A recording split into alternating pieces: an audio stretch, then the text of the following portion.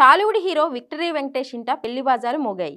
ఆయన రెండో కుమార్తె హయవాహిని వివాహం విజయవాడకు చెందిన నిశాంత్తో ఘనంగా జరిగింది. కుటుంబ సభ్యులు, సన్నిహితుల సమక్షంలో మార్చి 15న రామానాయుడు స్టూడియోలో పెళ్లి జరిపించారు. పెళ్లి వేడుకల్లో కోలీవుడ్ స్టార్ కార్తీతో పాటు పలువురు స్టార్స్ హాజరయ్యారు. అతి కొద్ది మంది సన్నిహితుల సమక్షంలో ఎలాంటి హడావిడి లేకుండా హయవాహిని నిశాంత్ వివాహం జరిగింది.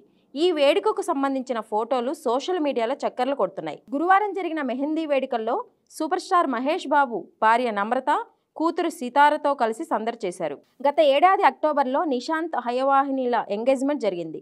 ఆ వేడుకకు చిరంజీవి, మహేష్ బాబు, రానా, నాగ చైతన్య హాజరై కాబోయే వధూవరులను ఆశీర్వదించారు.